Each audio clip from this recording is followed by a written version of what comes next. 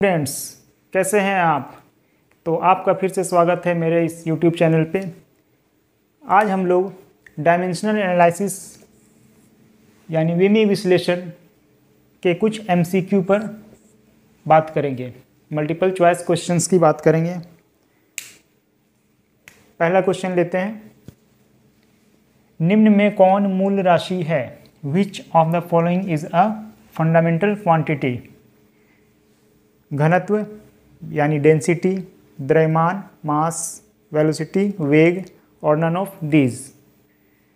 तो बताएंगे। टाइम शुरू होता है 1 2 3 4 5। Time is up. कौन सा है? मुझे उम्मीद है कि आप लोगों ने सही जवाब दिया होगा। कमेंट बॉक्स में ज़रूर लिखेंगे। मूल भौतिक राशि क्या होती है? द्रव्यमान। बाकी सभी क्या है? वे उत्पन्न भौतिक राशियां हैं। डेंसिटी पता है, डेंसिटी किस पे डिपेंड करता है? डेंसिटी कैसे लिखते हैं? m/v, यानी कि द्रव्यमान और मास और वॉल्यूम पे डिपेंड करता है। तो इसलिए ये मूल भौतिक राशि नहीं होगा। वेग किस पे डिपेंड करता है? Velocity, displacement upon time. तो ये भी डिपेंड करता है डिस्प्लेसमेंट और टाइम पे। तो ये भी आंसर नहीं होगा। सही आंसर क्या होगा? द्रव्यमान। ये किसी पे डिपेंड नहीं करता है, और जो डिपेंड नहीं करता है किसी पे, वही क्या कहलाता है? Fundamental quantity. तो अब हम लोग दूसरे क्वेश्चन पे चलते हैं। निम्न में कौन सी राशि का मात्रक है? ध्यान देंगे। निम्न में कौन सी भौतिक राशि का मात्रक तो है परंतु विमा नहीं है? कल ही हम लोगों ने इस पर चर्चा किया था मेरे पहले वीडियो पे। तो कौन सा होगा इसमें? आंसर बता सकते हो? देख सकते हो ऑप्शन। ठोस कोण, सॉलिड एंगल, बल, फोर्स, संख्याएं, नंबर्स और none of these. None of these के लिए हम क्रॉस का इस्तेमाल करेंगे, जल्दी होगा। तो शुरू होता है तुम्हारा टाइम 1 2 3 4 5। Time is up. क्या होगा? ठोस कोण। कल हम लोगों ने इस पर चर्चा किया था। सॉलिड एंगल, ठोस कोण। सॉलिड एंगल क्या होता है? 3 डायमेंशनल एंगल। मान लो कि एक स्फेयर है, उसमें से हम कट करके एक पोर्शन को अंदर से निकाल लिए, तो वही जो कट का वो पोर्शन निकलेगा, वो एक एंगल बनाएगा सेंटर पे। वही क्या कहलाता है? Solid angle. तो आपको पता है ठोस कोण का मात्रक होता है, क्या होता है? स्टेरेडियन। क्या होता है? स्टेरेडियन। लेकिन इसका विमा नहीं होता है। विमा नहीं होता है। तो आंसर हो जाएगा ठोस। क्वेश्चन देखते हैं। भौतिक राशियां होती हैं, physical quantities are those which सदिश आर दोज सदिश वेक्टर्स, अदिश स्केलर्स। मापा जा सकता है, कैन बी मेजर्ड। मापा नहीं जा सकता है, कैन नॉट बी मेजर्ड। क्या होगा? तुम्हारा टाइम शुरू होता है 1 2 3 4 5। Time is up. क्या होगा? कंफ्यूजन है? भौतिक राशियां, सबसे पहला मेरा वीडियो देखे होंगे। भौतिक राशियां वे राशियां होती है जिन्हें मापा जा सकता है। इसमें मैंने एग्जांपल दिया था कि ईमानदारी, गुस्सा, प्यार, नफरत, इन सब चीजों को मापा नहीं जा सकता है। और वे राशियां जिन्हें मापी जा सकती है, वे सभी राशियां भौतिक राशि कहलाती हैं। तो एक आंसर हो जाएगा इसका सी। भौतिक, मापा जा सकता है, can be measured. Physical quantity तो दोनों हो सकते हैं, सदिश भी होते हैं, अदिश भी होते हैं। तो ये तो आंसर होगा नहीं। सदिश भी नहीं होगा, अदिश भी नहीं होगा, और मापा नहीं जा सकता। जिससे मापा नहीं जा सकता है वो तो खैर भौतिक राशि होगी ही नहीं। तो इसका आंसर हो जाएगा सी। चौथे क्वेश्चन पे चलते हैं। गतिज ऊर्जा का विमीय सूत्र है। Dimensional formula for kinetic energy is, क्या है? बताएंगे। देख रहे हैं ऑप्शन, कौन सा होगा? ये नन ऑफ दीज है। क्रॉस का मतलब समझना है कि नन ऑफ दीज है ऑप्शन। कौन सा है जी? 1 2 3 4 5। कौन सा आंसर है? ई। कैसे? काइनेटिक एनर्जी का फॉर्मूला क्या होता है? Half mv²। तो हाफ एक नंबर है, कांस्टेंट है, इसका तो नहीं होगा डायमेंशनल फॉर्मूला। m है मास, तो मास के लिए m v स्क्वायर, तो l t का पावर -1 होता है, स्क्वायर है तो यहाँ कितना हो जाएगा l स्क्वायर t -2। तो हमारा सही ऑप्शन हो गया ए। क्लियर। अब आगे हम लोग बढ़ते हैं, तो 5वें क्वेश्चन पे आते हैं। गतिज ऊर्जा की विमाएं निम्न में से किसके समान है? क्वेश्चन समझ गए? गतिज ऊर्जा की विमाएं निम्न में किसके समान है, यानी कि जो ऑप्शंस दिए हुए हैं इनमें से चुनना है कि किनका गतिज ऊर्जा के जैसा ही डायमेंशनल फॉर्मूला होगा, सेम होगा। The dimensions of kinetic energy is same as that of force, pressure, work, momentum. Time starts now. 1 2 3 4 5। Time is up. क्या होगा? वर्क। कितना था सही? सही हुआ कि गलत हुआ? पहले हम लोगों ने बात किया है इसके बारे में। क्या बात किया था? गतिज ऊर्जा, ये ऊर्जा है, एनर्जी है, और वर्क, दोनों का क्या होता है? सेम होता है। देख लेंगे, अगर याद नहीं है तो फिर से। Half mv²। मास के लिए m, v के लिए lt होल स्क्वायर। lt -1 होता है तो इसका स्क्वायर हो जाएगा l² t -2। और कार्य के लिए क्या होता है? Work equals to F into S, force into displacement. तो फोर्स के लिए क्या हो जाएगा? m l t -2, और डिस्प्लेसमेंट के लिए l, तो यहाँ l और l मिलके l²। तो यहाँ देख सकते हैं m l² t -2 दोनों का सेम होता है। काइनेटिक एनर्जी, पोटेंशियल एनर्जी, किसी तरह का भी एनर्जी, और वर्क, सबका क्या होगा? एक जैसा ही होगा डायमेंशनल फॉर्मूला, और एक ही यूनिट भी होता है, याद रखेंगे। अब आगे हम लोग बढ़ते हैं। SI पद्धति में मूल मात्रक हैं। इन SI system the fundamental units की बात हो रही है, मात्रक के बारे में बात हो रही है, ध्यान देंगे। क्या क्या होता है? यूनिट्स। सबसे पहले उस राशियों के बारे में जानते हैं। क्या होता है?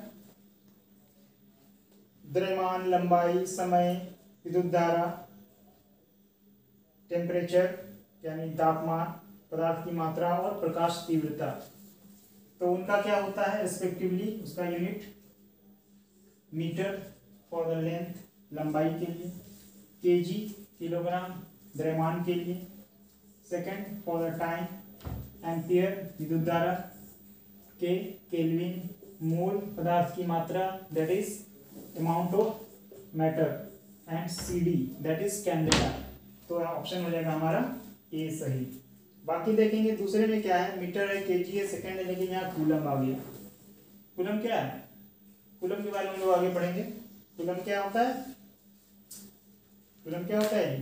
चार्ज का। किसका होता है? चार्ज का ऐसा यूनिट होता है कूलम। तो वो क्या है? एक डिराइव्ड क्वांटिटी है, डिराइव्ड यूनिट है ये। कूलम बेसिक यूनिट नहीं है, फंडामेंटल यूनिट नहीं है। फिर यहाँ देखेंगे न्यूटन है। न्यूटन क्या है? फोर्स का मात्रक है, फोर्स का यूनिट है। तो ये भी नहीं होगा, ये भी नहीं होगा, और इनमें से कोई नहीं, ये तो होगा ही। तो हमारा ऑप्शन हो गया। अब हम लोग आगे बढ़ते हैं। Question number 7। Light year is a unit of, प्रकाश वर्ष मात्रक है। काफ़ी डिटेल में हम लोगों ने इसके बारे में बात किया था। पहले वीडियो अगर नहीं देखें तो उसको ज़रूर देखेंगे। लाइट एयर किसका मात्रक होता है? वो दूरी का मात्रक होता है। किसका मात्रक? दूरी का। समय का नहीं होता है, वेग का भी नहीं होता है, इनमें से कोई नहीं भी नहीं होगा। क्या होता है? वो डिस्टेंस। क्या होता है? What is light year? प्रकाश वर्ष क्या है? प्रकाश द्वारा 1 सेकंड में तय की गई दूरी। प्रकाश द्वारा 1 सेकंड में तय की गई दूरी कितना होता है? 3 × 10⁸ मीटर पर सेकंड। तो लाइट एयर क्या होता है? एक वर्ष में प्रकाश द्वारा तय की गई दूरी को क्या कहते हैं? प्रकाश वर्ष। तो वो कितना होता है? उसको कैसे कैलकुलेट करेंगे?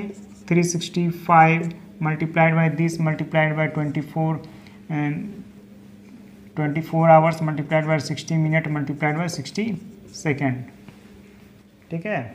तो ये इसको मल्टीप्लाई करने के बाद में जो आंसर आएगा वो डिस्टेंस होगा प्रकाश वर्ष का। तो ये किसका मात्रक है? वहाँ पे उतना नहीं पूछा जा रहा है, यहाँ पे पूछा जा रहा है किसका मात्रक होता है? वो दूरी का मात्रक होता है। The distance covered by the light in 1 year in vacuum is known as light year. तो ये हो जाएगा डिस्टेंस। अब अगला क्वेश्चन है, इसको थोड़ा ध्यान से देखेंगे। एक इक्वेशन के जैसा दिया है, एक बल a force is given by this F equals to AT plus BT square then dimensions of A and B, A और B की विमाएँ हैं। क्या होगा A और B का विमा? तो इसे निकालने के लिए, कैलकुलेट करने के लिए यहाँ देखेंगे, इस तरह का जो भी इक्वेशन होता है उसमें दोनों तरफ का जो विमा होगा वो बराबर होगा, दोनों तरफ का जो विमा होगा वो बराबर होना चाहिए। तो फोर्स का डायमेंशन क्या होता है? डायमेंशनल फॉर्मूला ML/T - 2 होता है ना जी, कि फिर भूल गए तो फिर से देखेंगे। फोर्स बल बराबर क्या होता है? MA, F equals to MA, यानी मास इंटू एक्सेलरेशन। तो मास हो गया M और एक्सेलरेशन LT - 2, तो फोर्स का होता है MLT - 2। ठीक है, MLT - 2। अब ये है बराबर, एक इक्वेशन के फॉर्म में दिया है AT T is the time. क्या है? टाइम। तो T, टाइम के लिए T हो जाएगा कैपिटल T। अब हमको A का वैल्यू चाहिए, तो ये नीचे आ जाएगा, इधर नीचे हो जाएगा T। A का वैल्यू चाहिए, ये ऊपर जाएगा तो कितना हो जाएगा? MLT का पावर -3, यानी A का वैल्यू हो गया MLT -3। तो MLT -3 देखेंगे B और C दोनों में है, यानी अभी तक दोनों में से कोई एक ऑप्शन हो सकता है, इन दोनों में, B और C में। अब इसके लिए कैलकुलेट करते हैं B के लिए। B के लिए अगर कैलकुलेट करेंगे तो क्या हो जाएगा? MLT - 2 equals to BT square. तो T स्क्वायर इधर आएगा, तो T स्क्वायर जब इधर आएगा तो क्या हो जाएगा? अब ये ऊपर जाएगा, तो MLT⁴, यानी B और C में से एक ऑप्शन सही होगा MLT -4। तो MLT -4, तो हमारा आंसर हो जाएगा C। समझ में आया? ये बात क्लियर हुआ? देखेंगे फिर से देख लेंगे। फोर्स इक्वेशन के फॉर्म में दिया गया, तो वो डायमेंशनली दोनों तरफ का बराबर होना चाहिए। तो यानी कि यहाँ पे A का वैसा डायमेंशन होगा जो T से मल्टीप्लाई होने के बाद, और B का ऐसा डायमेंशन होगा जो T स्क्वायर से मल्टीप्लाई होने के बाद वो फोर्स के डायमेंशन के बराबर हो जाएगा। तो चलो इसको अब चेक भी कर लेते हैं, बराबर होता है कि नहीं होता है। फोर्स का क्या होता है? MLT - 2 और AT। तो A का वैल्यू कितना आया था हमारा? MLT - 2, तो MLT -3 और T का वैल्यू कैपिटल T, तो यहाँ पे -3 + 1 होगा ना जी, -3 मल्टीप्लाइड बाय यहाँ T है, तो ये इसका वैल्यू कितना है? +1, तो ये से प्लस होगा तो ये कितना हो जाएगा? -2 MLT -2। देखो आ गया, बराबर हो गया। अब B का देखते हैं, तो B के बारे में देखते हैं। तो B का वैल्यू क्या आया? ML² T - 4 multiplied by T square.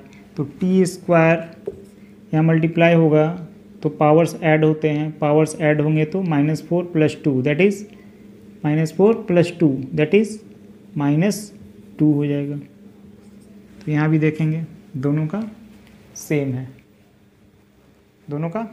है, दैट इज़ C जो आंसर वो सही है। हमने चेक करके भी दिखा दिया कि वो डायमेंशनली दोनों बराबर हैं। ठीक है, अब बोलोगे कि सर A का तो अलग निकाले हैं, B का अलग निकाले हैं। ठीक है, A का भी तो इतना ही आया था और प्लस है बीच में, और ML² T - 2 भी आया, इसका भी AT का वैल्यू आया इतना और BT स्क्वायर का वैल्यू आया इतना, ML² T - 2। तो ये तो ऐड होकर के 2ML² T - 2 हो जा रहा है, और यहाँ 1 है। तो चूँकि 2 एक कांस्टेंट है, कांस्टेंट टर्म को नेगलेक्ट कर देते हैं, डायमेंशन में। हम डायमेंशनली चेक करते हैं, डायमेंशनली ये दोनों तरफ का डायमेंशन सेम है कि नहीं है वो चेक करते हैं। हमें नंबर से कोई मतलब नहीं, 2 हो, हाफ हो, 0.5 हो या कोई भी नंबर हो, उससे मतलब हमको नहीं है। हमको डायमेंशन देखना है, डायमेंशन को चेक करना है। तो दोनों का डायमेंशन क्या है? सेम है। क्लियर है? तो इसका आंसर हो जाएगा सी। अब 9वां क्वेश्चन देखते हैं, 9th क्वेश्चन। गुरुत्वाकर्षण का सार्वत्रिक नियतांक का विमीय सूत्र है। गुरुत्वाकर्षण का सार्वत्रिक नियतांक के बारे में जानते हो? कैसे डिनोट करते हैं इसे? Capital G. कैसे? कैपिटल जी। ग्रेविटेशन चैप्टर में पढ़े हुए क्लास 9 में एक कैपिटल जी होता है जो कि ग्रेविटेशनल कांस्टेंट हुआ, और एक स्मॉल जी होता है जो एक्सेलरेशन ड्यू टू ग्रेविटी होता है। दोनों में बहुत अंतर है, दोनों अलग अलग चीज़ें हैं। ये ग्रेविटेशनल कांस्टेंट है और ये एक्सेलरेशन ड्यू टू ग्रेविटी है। तो इसका डायमेंशनल फार्मूला क्या होता है, कैसे पता करेंगे?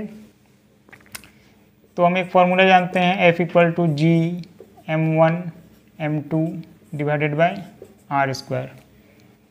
ये फार्मूला तुम सभी लोग पढ़े होंगे क्लास 9 में।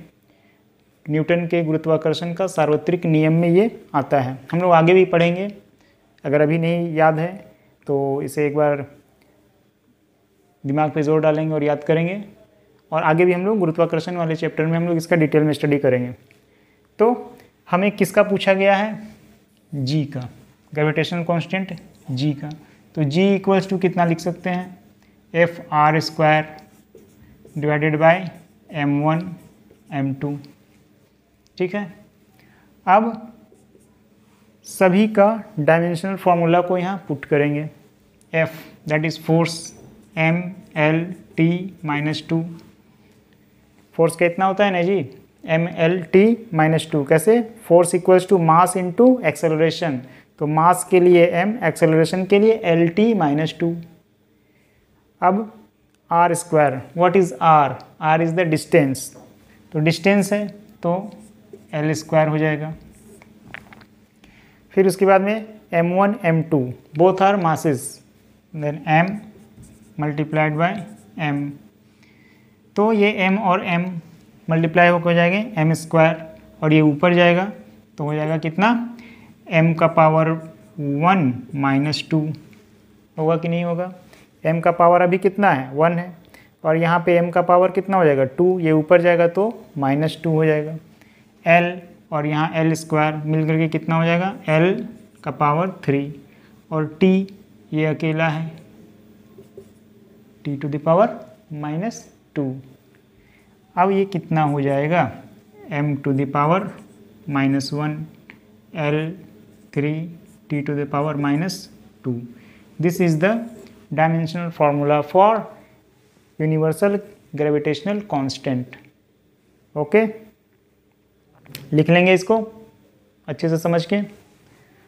अब आगे हम 10वां क्वेश्चन पे पहुंच गए हैं।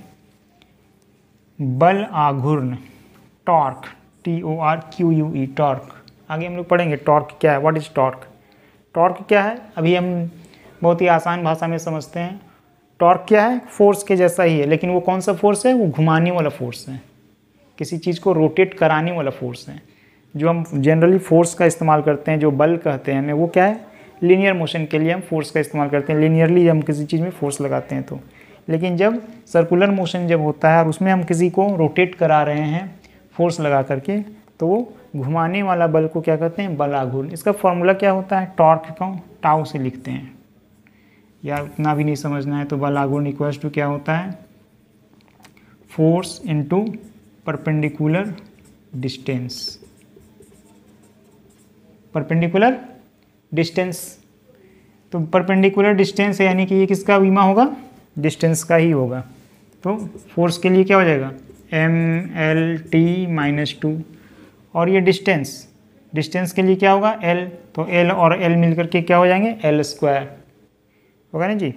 फोर्स के लिए mLT-2 और परपेंडिकुलर डिस्टेंस, तो डिस्टेंस के लिए क्या होगा? L। तो L और L मिलके L² हो जाएगा।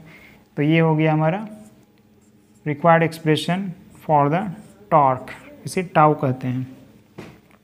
तो ये हमारा आज 10 क्वेश्चन पूरा हो गया। उम्मीद है कि तुम सभी लोग ये सभी 10 क्वेश्चन को देखने के बाद में तुम्हारा कॉन्सेप्ट बहुत क्लियर हुआ होगा और तुम्हें ज़रूर इसका फ़ायदा मिलेगा। तो मिलते हैं अब अगले वीडियो में। ओके।